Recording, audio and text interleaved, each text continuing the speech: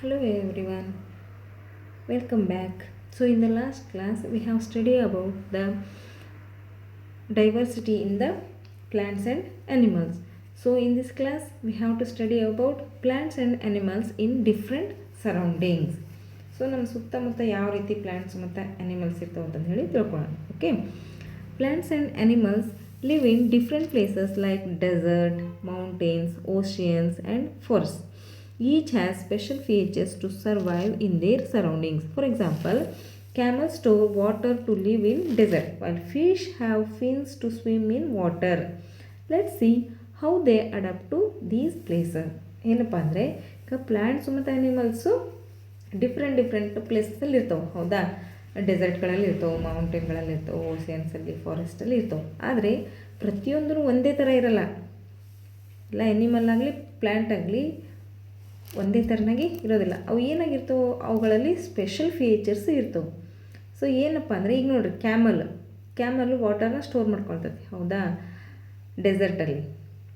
ಅದೇ ರೀತಿ ಫಿಶ್ಶು ವಾಟರಲ್ಲೇ ಇರ್ತೈತಿ, ಆದರೆ ಅದು ಏನು ಫಿನ್ಸ್ ಇರ್ತವೆ, ಅದಕ್ಕೆ ಸ್ವಿಮ್ ಮಾಡಲಿಕ್ಕೆ ಏನಿರ್ತವೆ, ಫಿನ್ಸ್ ಇರ್ತವೆ. ಸೊ ಇದು ಅದರದೇ ಆಗಿರ್ತಕ್ಕಂಥ ಸ್ಪೆಷಲ್ ಫೀಚರ್. ಕ್ಯಾಮಲ್ಗೆ ವಾಟ್ರಲ್ಲಿ ಇರಬೇಕು ಅಂದರೆ ಆಗಲ್ಲ, ಫಿಶ್ ಬಂದು ಡೆಸರ್ಟಲ್ಲಿ ಇರ್ತೀನಿ ಅಂದರೆ ಆಗಲ್ಲ, ಹೌದಾ? ಯಾಕೆಂದರೆ ಫಿಶ್ಶು ವಾಟರಲ್ಲಿರೋ ಥರನಾಗಿ ಸ್ಪೆಷಲ್ ಫೀಚರ್ಸ್ ಇದಾವೆ ಫಿಶ್ಗೆ, ಕ್ಯಾಮಲ್ಗೆ ಡೆಸರ್ಟಲ್ಲಿರೋದಕ್ಕೆ ಸ್ಪೆಷಲ್ ಫೀಚರ್ಸ್ ಇದಾವೆ. ಸೊ ಇವಿ ಯಾವ ರೀತಿ ಸ್ಪೆಷಲ್ ಫೀಚರ್ಸ್ ಇದಾವೆ ಅಂತಂದು ಹೇಳಿ ನೋಡೋಣ. ಸೊ ಅದಕ್ಕಿಂತ ಮುಂಚೆ ಫಸ್ಟಿಗೆ ನಾವು ಹ್ಯಾಬಿಟ್ಯಾಟ್ ಅಂದರೆ ಏನು ಅಂತ ತಿಳ್ಕೊಳ್ಳೋಣ. Okay, a habitat is the natural environment where a plant or animal lives, so providing the necessary conditions for survival such as food, water, shelter and space.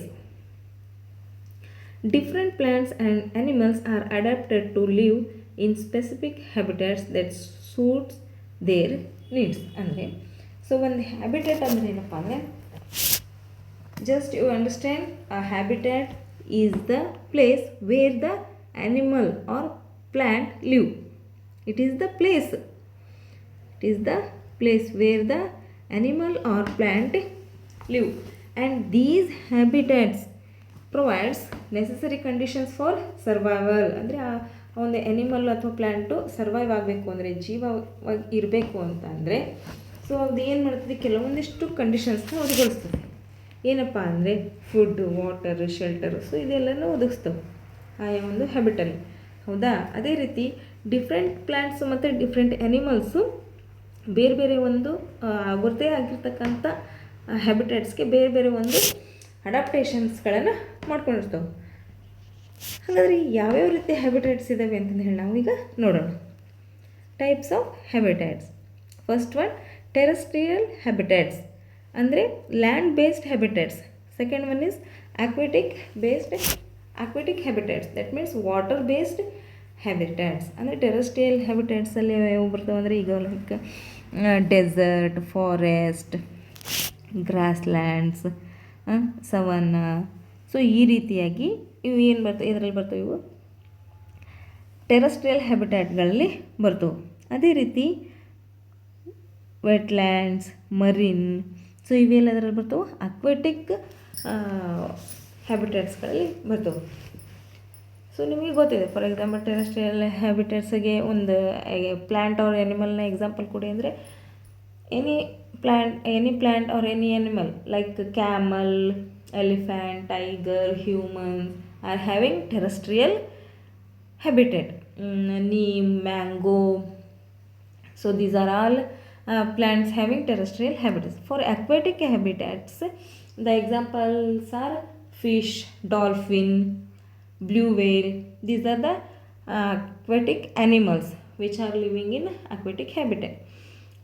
Plants like lily, lotus, so these are the plants where they are living in water. So to survive in these habitats, they want special features. So that features are called as adaptations. Let us know more about adaptations. Adaptations are special features or behaviors that help plant and animals survive in their specific surroundings. These adaptations make it easier for them to find food, stay safe and live in their environment. So ಈ adaptations ಅಂದರೆ ಏನಪ್ಪ ಅಂದರೆ these are the special features. Understand this only. These are the special features. These are helping to animal or plant to survive in their habitats. So ಒಂದು ಹ್ಯಾಬಿಟೇಟಲ್ಲಿ survive ಆಗಲಿಕ್ಕೆ ಕೆಲವೊಂದು ಪ್ಲ್ಯಾಂಟ್ಗೆ ಮತ್ತು ಆ್ಯನಿಮಲ್ಗೆ special features ಬೇಕಾಗ್ತವೆ. ಅಂಥವುಗಳನ್ನು ನಾವೇನಂತ ಕರಿತೀವಿ, ಅಡಾಪ್ಟೇಷನ್ಸ್ ಅಂತಂದು ಹೇಳಿ ಕರಿತೀವಿ. ಫಾರ್ ಎಕ್ಸಾಂಪಲ್ ಈಗ ನೋಡಿರಿ, ಸಮ್ಮರ್ ಡೇಸಲ್ಲಿ ನಾವು ಏನು ಮಾಡ್ತೀವಿ, ಸಮ್ಮರ್ ಡೇಸಲ್ಲಿ ಏನಿರುತ್ತೆ, ಜಾಸ್ತಿ ಬಿಸಿಲಿರುತ್ತೆ, ಹೌದಾ? ಸೊ ನಾವೇನು ಮಾಡ್ತೀವಿ, ಅವಾಗ ಕಾಟನ್ ಡ್ರೆಸ್ಸಸ್ಗಳನ್ನು ಜಾಸ್ತಿ ಹಾಕ್ತೀವಿ. ಇದು ಏನಿದೆ ಅಡಾಪ್ಟೇಷನ್, ನಾವು ಮಾಡ್ಕೊಂಡಿರ್ತಕ್ಕಂಥ ಅಡಾಪ್ಟೇಷನ್. ಸೊ ಕಾಟನ್ ಬಟ್ಟೆ ಹಾಕ್ಕೊಳ್ಳೋದ್ರಿಂದ ಏನಾಗುತ್ತೆ, ನಮಗೆ ಸೆಕೆ ಕಡಿಮೆ ಆಗುತ್ತೆ. ಅದೇ ರೀತಿ ವಿಂಟರ್ ಸೀಸನಲ್ಲಿ ಏನು ಮಾಡ್ತೀವಿ, ಸೊ ವಿಂಟರ್ ಸೀಸನಲ್ಲಿ ಸ್ವೆಟರ್ ಹಾಕೋತೀವಿ. So this is the adaptation. ಅಂದರೆ ನಮಗೆ ಜಾಸ್ತಿ ಚಳಿ ಆಗಬಾರ್ದು ಅಂತಂದು ಹೇಳಿ ನಾವು ಚಳಿ ಆಗದ ರೀತಿ ಏನು ಮಾಡ್ತೀವಿ, ನಾವು ಸ್ವೆಟರ್ನ ಹಾಕ್ತೀವಿ. This is the adaptations we are making. So like this all animals and plants make their own adaptations to their body for surviving in their habitats. Understand?